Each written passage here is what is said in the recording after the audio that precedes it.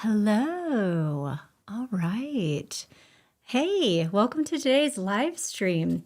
We'll give everybody just a minute to get on board here, but I am excited about our topic today because today we are talking about something that I know we've all been through. And if you're going through this right now, I am so happy that you're here with me, which is how to repair your self-esteem after a bad breakup. Because I tell you what, there is nothing that will just not just break your heart and make you feel sad and hurt and all the feelings.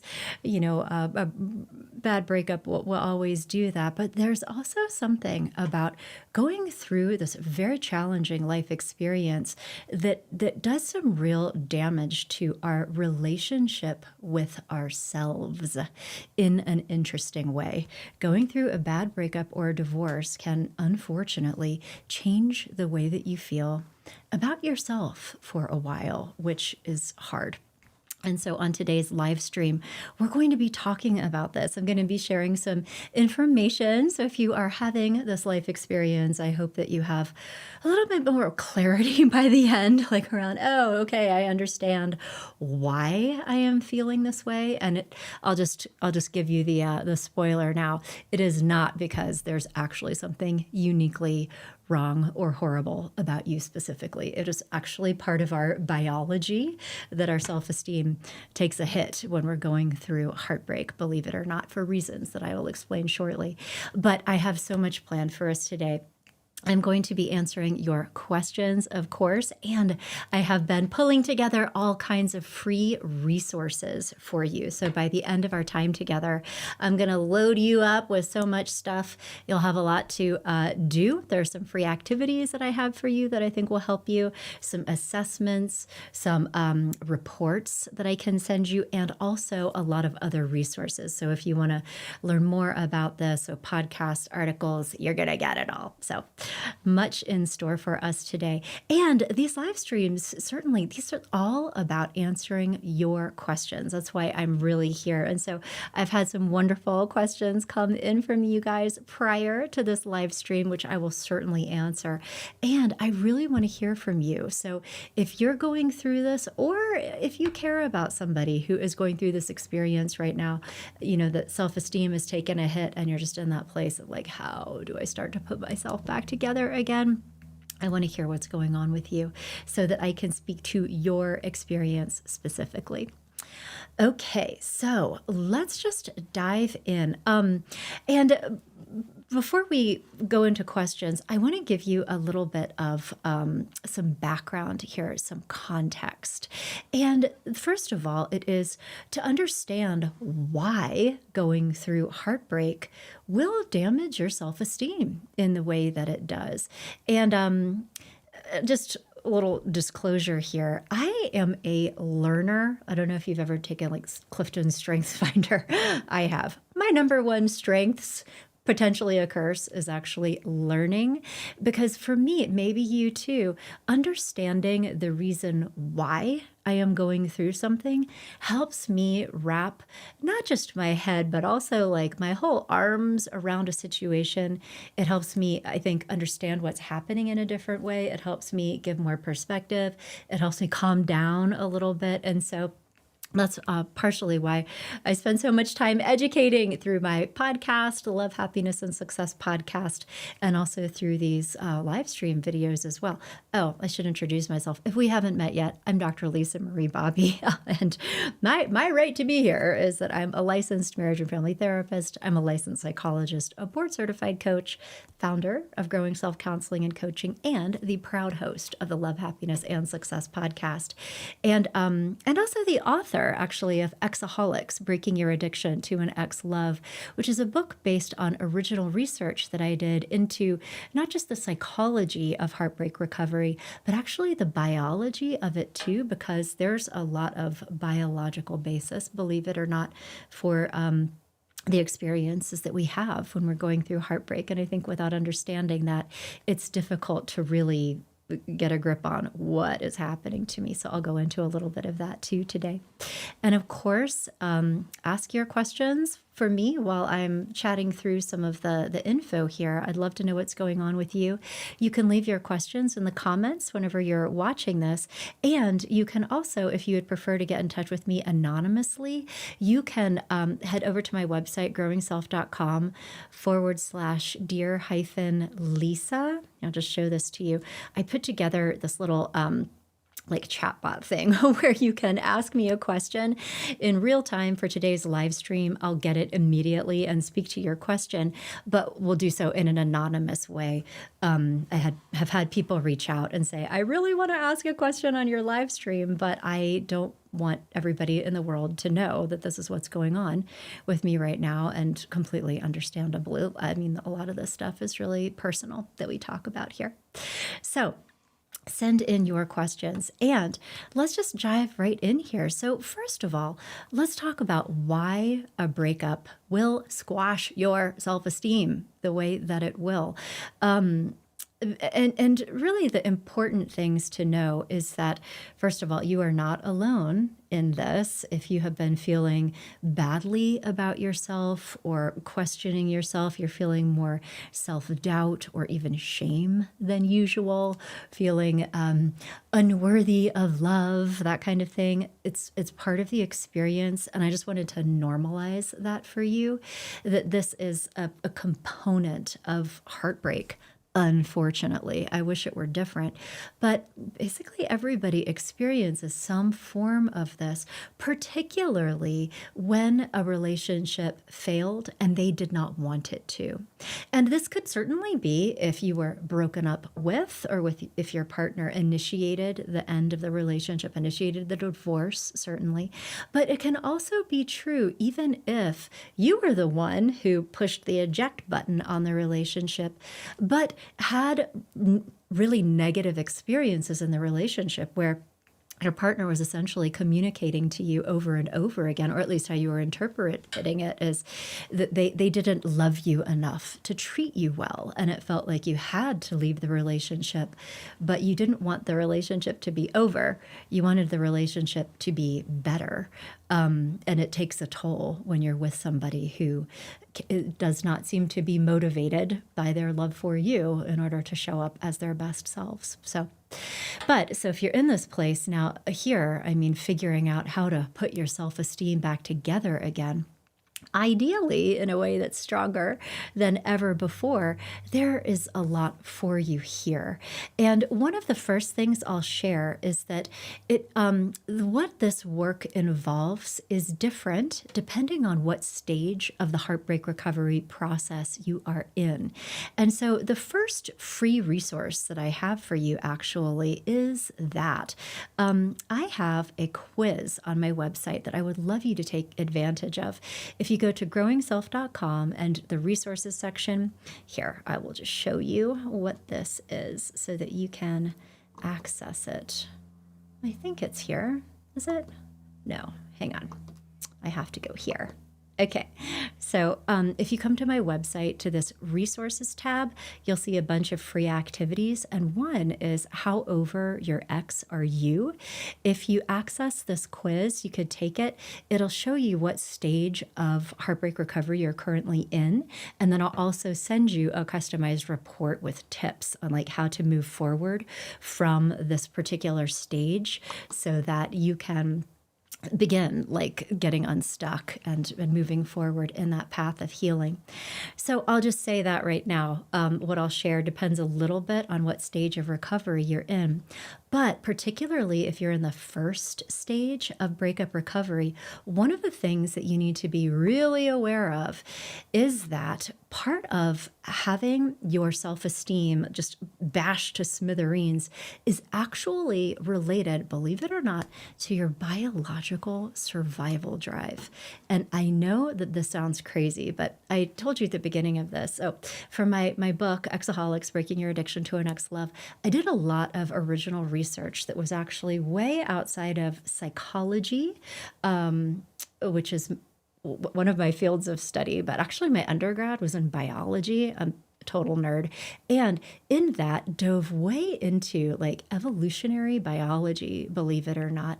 And what, really coming to the fact that our bodies physiologically have all kinds of survival drives, survival systems baked into us because we are built to survive all kinds of things. And one of the most important things evolutionarily that humans have that helps us survive out in the world is the fact that we bond to other people. We are social creatures. We form attachments with each other. We form collectives with each other. And those are very powerful, not just psychological and emotional, but physiological bonds. And so when you lose an important relationship, it actually has this physiological impact on your brain. It becomes desperately focused on reconnection at any cost. And that's part of this first stage of heartbreak recovery, this withdrawal stage. And so this is kind of that like panic, obsessing about your ex all the time, like a compulsion to reconnect with them can be part of this, because to these deep, like old brain systems, it feels like a matter of survival. And in some ways, I mean, if you think 50,000 years ago, maybe it was.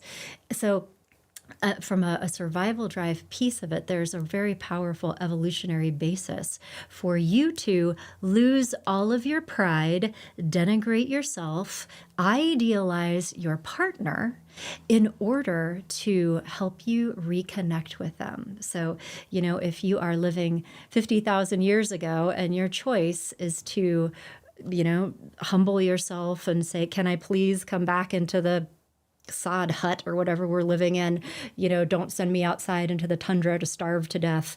I'm just going to sit in a corner and thank you for letting me be here. I mean, you would live to survive another day. And that means I'm wrong, you're right. There's a lot of powerful stuff there. If you think of like dogs, right? Like an alpha dog and a submissive dog, there's some of that happens inside of humans too. So the fact that you feel badly about yourself, that your self-esteem has taken a hit, could be connected to that. Does not make sense logically. It is not true in our modern era. You're not going to freeze to death in the tundra, but like the limbic system of your brain, like all these old systems, does not know that. So this piece, it might make you feel like groveling or taking all the blame for a relationship. You might feel inclined to give the other person whatever it is that they want to salvage the relationship. So it makes you feel small and bad on the inside. And it also can lead you to torture yourself with this internal dialogue about how this was all your fault and it wouldn't have happened if you only did X, Y, Z. And so that can be a piece of it too. So idealizing the ex, denigrating yourself, shame, blame, all the things. But there's other pieces of this that can also be highly damaging to your self-esteem in this context. What I've seen frequently working with therapy clients or breakup recovery coaching clients is that if you let yourself down, like let yourself down in some way during the relationship, it will also damage your self-esteem. Like it's not just what your ex may have done to you. So for example, if you tolerated really terrible treatment, I mean, abusive behaviors from your ex, if you stayed in a situation that you really shouldn't have, it's like you betrayed yourself a bit, and that can cause you to lose trust in yourself. And that can also damage your relationship with yourself. The fact that you allowed yourself to be in a really bad situation for way too long. So that piece can often need to be healed as well in the heartbreak recovery process. So typically, the first step in repairing your self-esteem after a breakup is recognizing, at least in part, where these feelings are coming from and not getting sucked into them too deeply. So tip number one that I have for you in this stage, particularly if you're in the withdrawal stage of a breakup, don't believe everything that you think. Just because you are having terrible thoughts about yourself and all the awful things that you did and you're idealizing your ex and all these does not mean that they are true. And that is not to invalidate your internal experience. I know that you're thinking these things and feeling these things, but just because you are, it does not mean that they're necessarily reality based. And then tip number 2 is right there too. Don't believe everything that you feel. You have to understand that you are in a very special life experience right now. It's like having an illness or going through a trauma, having major surgery. Like, your body is different right now. Your brain is functioning differently right now. And all of your feelings are true. They are legitimate. They are valid, and you deserve to feel them all. But it's almost like being able to step back just a tiny little bit and develop this wise mind, this observer mind that can have a little bit of psychological distance to say, I am not in a good place right now. I am thinking all of these terrible things about myself. I am filled with so much shame and regret. I have stuff to work through. I'm so sad. I'm having all of these feelings. I feel really down on myself right now. And it's not necessarily because I am the worst person in the history of the world. It may be at least partially due to the fact that there is a biological basis to what I'm going through. I am working through the stages of healing. When I am on the other side of this, I won't feel this way anymore, so that you can have your experience, your emotional experience, and validate that. And also just have this other part of yourself that's kind of coaching you through it. Like, don't make any major life decisions based on the way that you feel right now or the way that you're thinking right now. We have to do that sometimes. So I hope that tip is helpful to you. And so I wanted to share that just to kind of set the stage about what we're discussing today. But I also am truly here to be answering your questions about your life, your situation, your relationship, and also your self-esteem. So I would love to hear what's been going on with you related to this. You are welcome to drop your questions for me in the comments section, and I will get them. And if you would rather do this anonymously, which I am completely understanding of, use that tool that I created for you. If you go to my website, growingself.com/dear-Lisa, you can ask your question anonymously, and I will get it right here in real time, and we will talk about you and your situation. Okay, so let's jump into our first question. So this is a good one. So here is a fantastic question that came in from somebody, I believe, through social media in advance of this. And this is a super interesting question. The listener wrote in that she's recently started dating after a pretty traumatic breakup, after an 8-year relationship. And that prior to that relationship, that she had never dated before. She'd always met partners organically. So she's in her early 40s at this point, literally dating for the first time, and was really, really surprised at the effect on the toll on her self-esteem that she experienced going through a breakup with a person that she had only just started dating, like 6 weeks ago, and was trying to wrap her head around, why is this happening? Why do I feel so badly after this experience? It's only been 6 weeks. Why has this pushed me into this tar pit of horrible self-esteem? And so this actually makes a ton of sense to me, because as we discussed previously, there are all of these different systems that we have at work in our minds and our bodies. So we are biologically built to love. So there are attachment systems. And some of the most powerful systems, believe it or not the most enduring, I will say, but the most powerful, are those related to early experience romantic love. So when you meet someone and there are really intense feelings of chemistry, sexual attraction, romantic obsession. And 6 weeks is absolutely long enough to cultivate that with somebody. So, depending on what this relationship was like, and I'm guessing this from your question, I don't know for sure. If you'd like to send more information, I would love to hear. But in general, it's important to know that there are a lot of extremely intense feelings that go along with this. And so, oops. And so, one of the first things to realize is that when you're in this super early, intense, romantic love situation, it is very, very biologically activating and exciting. And you have like all of this escalation neurologically, hormonally, emotionally, physiologically.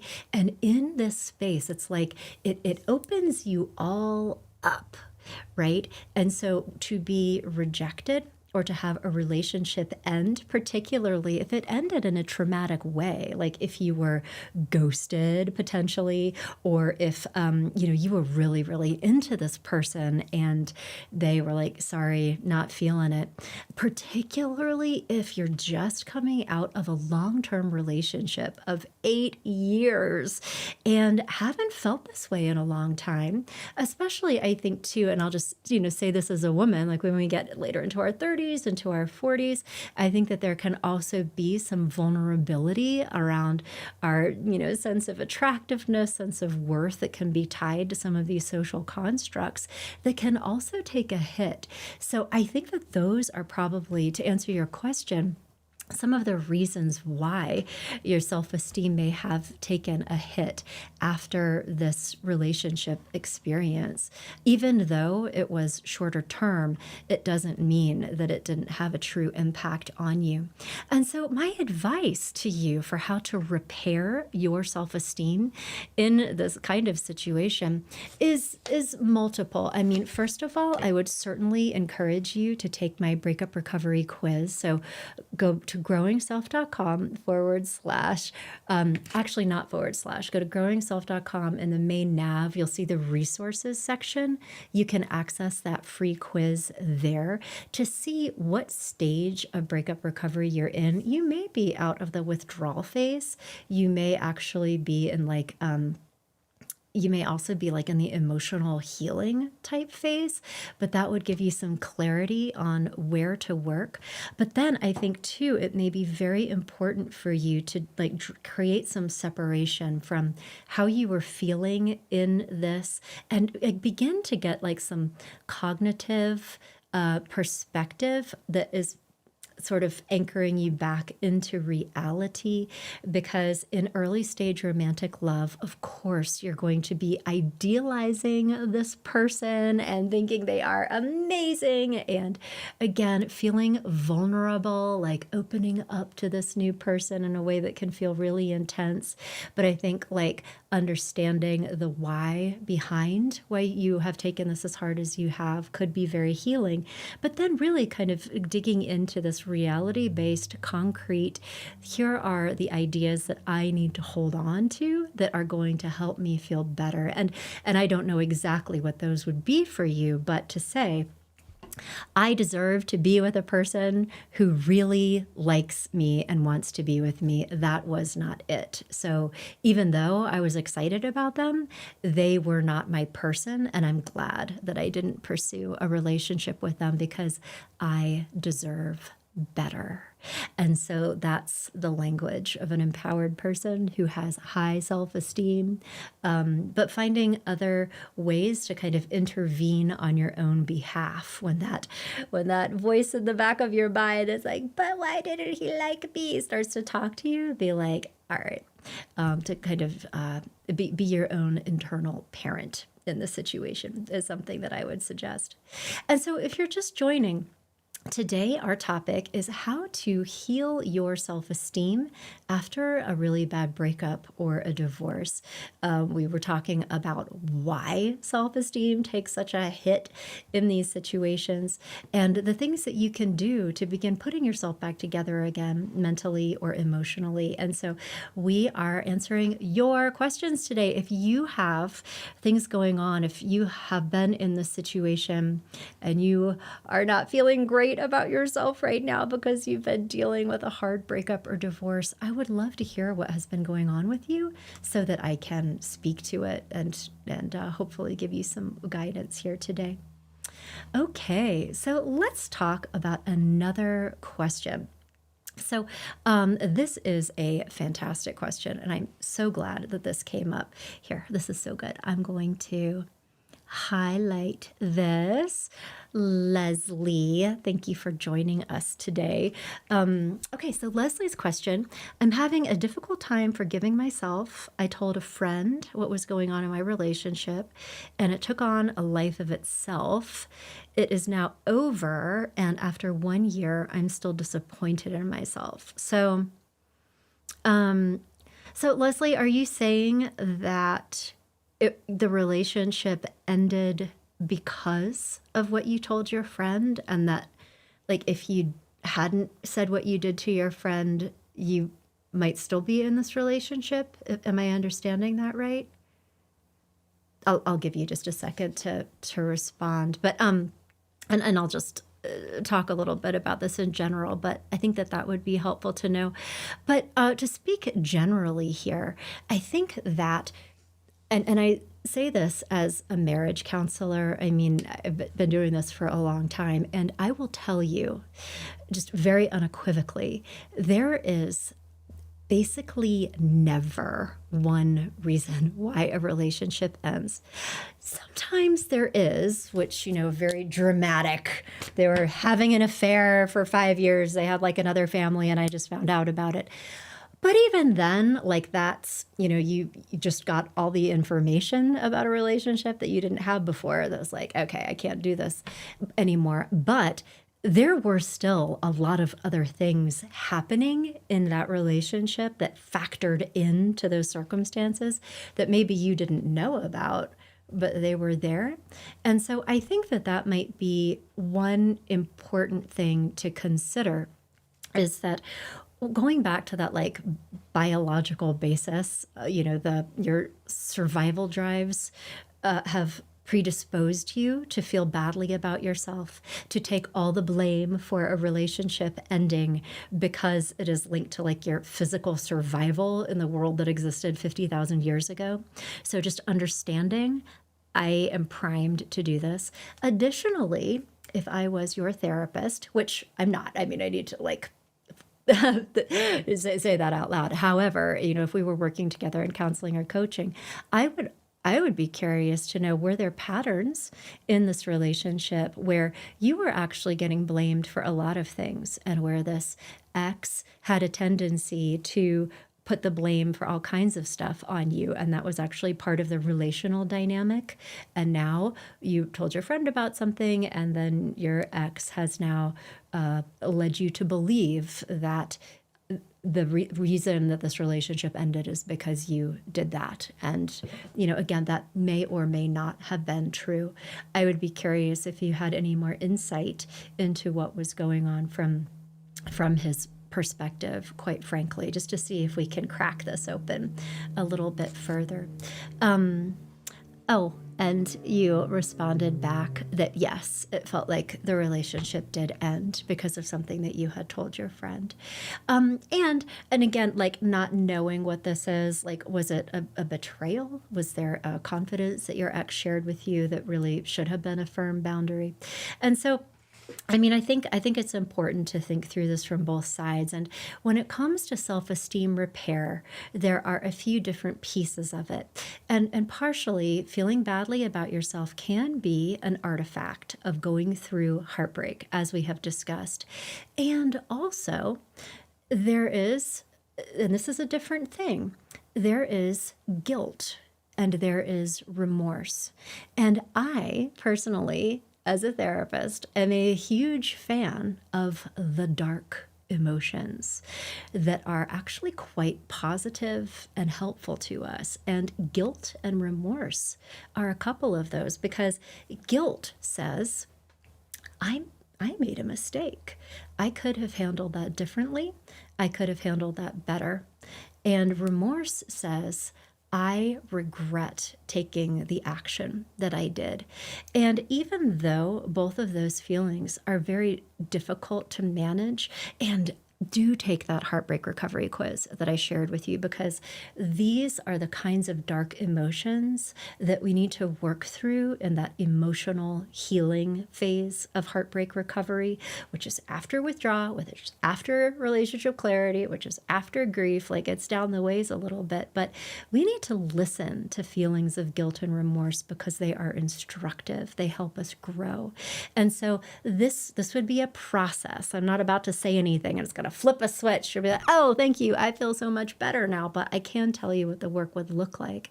And that means by listening to these feelings, you can begin a journey of growth that says, okay, why did that happen? Why did I make that decision? Why did I do that? What were my vulnerabilities? What was my thinking process? If I had a magic wand and could, or a time machine could do that over again, what would I have chosen now?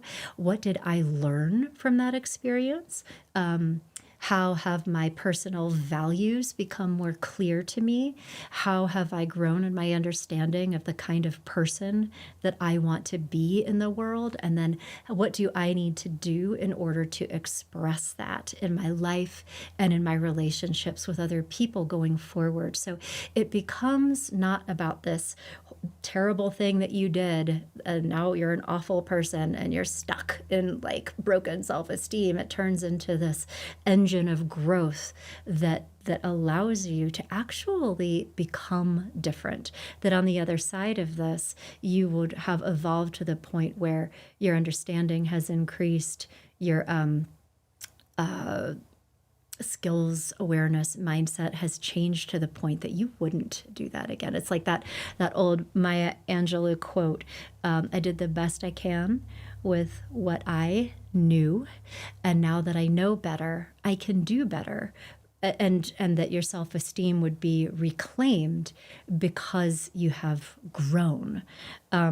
And I think that is the psychological path of redemption, which is very important. I mean, in every belief system, there is a place for redemption and forgiveness. And it's not that we don't do bad things, but how do we redeem ourselves or feel redeemed? And psychologically speaking, growth is how that happens. And so your self-esteem will be recovered when you do that work and get through the other side of it. So Leslie Ann, I hope that perspective was helpful for you. And so many other fantastic questions. Oh my goodness. Okay, so let's tackle another. And if you would like to ask a question, obviously leave comments here in the socials. And also you can send me a private chat that I'll get in real time. If you go to my website, growingself.com/dear-Lisa. If you want to send it to me confidentially, I will not mention your name and I will change any identifying details so that you feel safe to participate in this conversation. Okay, so hi, Lauren. Thank you so much for being here and thank you for your question. And so your question was, how do you do that when you have only ever known yourself through another person, a complete loss of identity? And so I think maybe your question was referencing something that I must have said previously in the conversation, which, tell me a little bit more, if you're still here, which aspect can you achieve if you have only... Oh, Leslie, I'm glad to hear that was helpful for you. Good deal. Lauren, let me know what specifically it was that you were curious about how to do, and then I'll come back to your question. And so, Rebecca, thank you also for being here. I appreciate it. And so your question, for those of us that look for external validation to boost our confidence and self-esteem in relationships, what are the best ways to put in work to build internal confidence to avoid these external needs? Oh, Rebecca, it sounds like you have already been doing a lot of amazing growth work, my friend, just to be completely honest with you. I have so much to share on this topic. And actually, you know what? Let me put a resource in front of you as well. Before I forget, if you comment repair in the comments right now, I'll immediately send you back a curated playlist with different podcasts on the subject of breakup recovery and self-esteem repair. And Rebecca, let me also just put one more free resource in front of you super quick. Hold on. I'm going to go back to this. Also, if you go to my website, go to growingself.com, you can also go to that same section, so the information bar at the top, free resources, and go to the How Healthy is Your Self-Esteem quiz. Take that quiz. And the reason that I want you to do that, and this is in response to your question, is because this will give you some insight into your current levels of self-esteem across the board. So like not just related to the specific relationship. And also, so you'll get a customized report for recommendations on how to develop yourself in all of these different areas. But then you'll also get access to other free resources that I have on the subject of self-esteem. So podcasts that I've recorded, episodes of the Love, Happiness, and Success podcast that talk specifically about what you're discussing, which really is how to develop a stronger sense of yourself and break free from this need for external validation. And this work begins with what it sounds like you're already doing, which is to recognize that it is happening. And typically where this comes from is that if you were socialized or trained or really, didn't get what you needed when you were young in order to develop this powerful and confident sense of self, it makes you doubt yourself. And so you look to other people to define your own self-worth. And so the path of growth here, and this is another one that is not a flip a switch and it's going to be different. This really involves being able to understand why, so that you have compassion for yourself, first of all, but then learning very active skills and strategies to change your relationship with yourself so that you are actively building trust in yourself. You are looking to your own feelings and opinions first before those of other people. But the reason why this is harder than it sounds is because, first of all, you need to get to know yourself in order to be able to do that. And this requires some deep work, exploration around what are my values? What are my strengths? What do I love and appreciate and respect about myself? What are times when I showed great judgment and I solved my own problems and I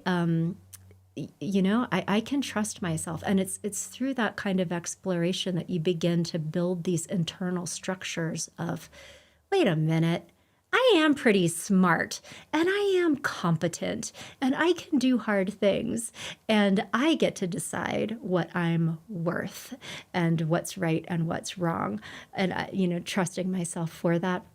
But you have to create that internal system prior to being able to do that. And it takes practice. I'll tell you a shorter term path that I often advise therapy and coaching clients that I'm working with to make this go a little bit faster. So we're talking right now about emotional work, cognitive work. There's also a behavioral component of this. The more often and regularly that you can observe yourself, making good choices, engaging in healthy behaviors that you admire, at doing things, habits, especially ones that you do daily that make you feel good about yourself, strong, respect yourself. And these could be so little. This could be I make my bed after I get up, or I exercise 30 minutes a day, like whatever it is, the more that you observe yourself engaging in things that you admire and respect, it changes the way that you feel about yourself. It changes your identity. You start feeling like the kind of person who is healthy and who shows good judgment and who is able to cultivate order in her life. And the more that you can do this, the more it begins to strengthen these parts of yourself. And the stronger that you are on the inside, the less and less you will need anybody else on the outside to tell you that you are good or worthy, because you will already know. So that's how that works. And again, I have so many more resources for you. Take that self-esteem quiz and you'll get all kinds of stuff. And then also, if you comment repair, just right here in these social comments, you'll also get that podcast playlist with more. So I hope that that was helpful for you. Okay, I love all these questions, you guys. I'm so happy that we're here doing this together. This is awesome. I love these live streams. I have to tell you, this has turned into just my favorite thing. Oh, and I have to tell you, so if you have been a listener of the Love, Happiness, and Success podcast in the past, starting actually next week, I'm going to be doing something a little bit different.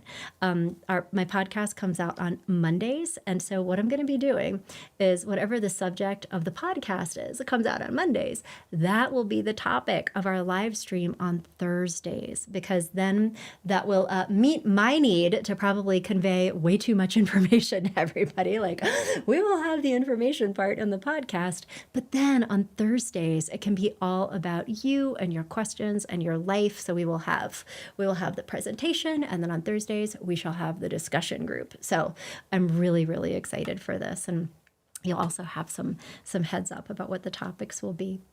So, Laura, thank you so much for being here and for answering your questions. And this looks like a multi-part question. So let's dig in. And so your situation, you say, I've done a lot of work prior to starting dating again, and I felt like I made good progress at the start of the relationship in terms of having difficult conversations, being vulnerable, and then cliffhanger. Okay, here's part 2. And then a couple of weeks in, I was triggered by something and had a flooding episode. Didn't catch myself in time, took a phone call for the person, didn't know how to handle it like I could, that you were in full scared child mode. And feel from that point, you let yourself down, your self-esteem, your confidence, your ability to put into practice that all the things that you'd learn had vanished. And so the person was really emotionally mature, which was something that you wanted, and you felt you were a lot more emotionally aware and felt equal to them, that after letting yourself down, that you felt less than her and like she was the wise adult. Okay. So I think I'm hearing that you have been putting a lot of work into yourself, that you have really been digging into old patterns, and that you have been developing new coping skills to handle hard moments. It sounds like you may have just old triggers, and I'm sure those are there for very understandable reasons. And also that you had hoped that all of these things were solid, right? That you had arrived, and you were surprised that when you were in a triggering situation with a new partner, all of this became flooding back, right? And you had this experience where it felt like you lost the ability to, in that moment, be the person that you wanted to be. And that since then, you've been feeling badly about yourself. So I don't know if this is related to a breakup. Like, is that where the relationship ended? I'm not sure. But I guess one thought I have, and I wonder if this might be helpful for you, is to be aware of some of just the thinking styles that can go into this. And I don't know if you are in a relationship with a good therapist right now, but if you are, I would definitely broach the subject of all or nothing thinking, or black and white thinking, or overgeneralizations, just to see if, certainly I think that's coming up in this situation, but even if that is like a pattern in other parts of your life, because there are certain ways of thinking that are very destructive for all of us, and that we're all vulnerable to these. I can definitely get into all or nothing, good or bad, black or white, like that kind of thing. But just to recognize that there are tendencies there, and then to actively move back into the gray, so that you, even though you have these old thought patterns and you have these feelings of, again, shame, guilt, regret, to be able to say, it is not helpful to me or this relationship when I am indulging this particular mindset, because, among other things, it's not true. Let me tell you about all the times that I did keep it together. And so it's like you're rebuilding your map of, yeah, am I perfectly perfect? No. And 95% of the time, I'm actually doing a really good job of using these tools, these skills, these things that I've learned to great success. And also, I think another idea that is important for all of us, this is something that I think about when I mess up, right, is this idea, particularly if there are old patterns that we're working on changing, this idea that relapse is part of recovery, because it gives us an opportunity to learn about ourselves. What was it about that situation? If I had to do that over again, what would I have done differently? If I had been practicing, XYZ, or if I had had this mindset, or if I had handled the situation, if I had asked, say, you know what, I'm not in a great place to have this conversation right now. Can I call you back in an hour or two and then go take a shower? Like, the fact that you didn't do those things is not bad, but it is, again, going back to that idea of growth and evolution and redemption. Like, what do you do with it now? How do you turn this into a deeper understanding of yourself, what you want to do differently next time that will strengthen you and help you grow into the person that clearly you want to become? So I would look at this from a more compassionate view and practice a growth mindset, hashtag growth mindset, which I think will be really helpful for you. But again, if you're with a therapist, definitely talk about the thinking patterns. And you know what? I just want to put something in front of you. This is one of my most favorite books. I think I spilled coffee all over it. There's like coffee stains, and it might even be backwards. But the book is Mindset. The author is Carol Dweck. I read this and was like, oh my gosh, I have so much work to do when I first read it. But it was so incredibly helpful. And I think it goes back to what you're talking about, which is how incredibly hard we can be on ourselves when we are in the process of learning and growing and developing into the kind of people that we want to be, and really understanding that it's a lot of work and it's a lot of practice. And part of doing that work and growing is actually failing and getting back up and trying again, and like rinse and repeat over and over. And I think a fixed mindset is this idea that we should be able to do it perfectly. Like, if we were a better person, we would have handled that differently. And a fixed mindset is very self-limiting, because it leads us to feel badly about ourselves. It ties into self-worth, right? It collapses us. It makes it hard to try new things if we have experienced ourselves as not being good at it, like whatever that means. And so fostering a growth mindset really means getting more comfortable with how messy and uncomfortable and imperfect it is to learn and grow and develop yourself. So I do hope that you check out this resource and consider reading it. I got so much out of it personally, and I hope that you enjoy it as well. So many good questions. Okay, I know that we don't have a ton of time, but there are so many awesome questions here, and I do want to answer as many as possible. Thank you, Laura. So again, if you would like access to that podcast playlist that I was telling you about, please type repair into the comments and you'll get all kinds of free resources. You can also go to my website, growingself.com, go to the resources section. There's a tab on the main nav, and there you will have access to all kinds of different assessments, including However, your ex or you, which will give you visibility into the stage of heartbreak recovery you're in currently. And you can also access my self-esteem quiz, which will give you more visibility into where you are in terms of your relationship with yourself. With both of those, you'll get free customized reports. It'll give you recommendations. It'll speak to your experience. And then you'll also get additional resources, podcasts, articles that will support your journey of growth, because that is what this is all about. All right. So let's follow up with Lori's question. Okay, so here we go. So what I meant was, when I am in a relationship, I have direction in my life, but as soon as I lose my relationship, I'm lost, and I can't seem to settle being alone. Okay, so what this is telling me, I think, oh my gosh, thank you so much for this question. This kind of like brought it all back around into a perfect circle, because I think that this experience of feeling that your identity is to a degree shaped or maintained by the person that you are with, rather than being self-generated. Like you're the moon reflecting the light of the sun rather than generating your own light. I think it goes back into what we were talking about with our other friends in our community today around not having a strong internal sense of self, like needing external validation, or being very hard on yourself, probably.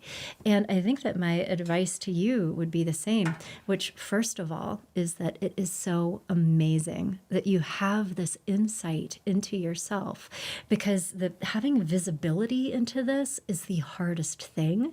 And the fact that you already have this just says so much about you, your awareness. Like, I'm defining myself through these people that I'm with, and if I'm not in a relationship, I don't even know who I am. Like, oh my gosh, I've had people in therapy for years before they connect all those dots. So that is amazing.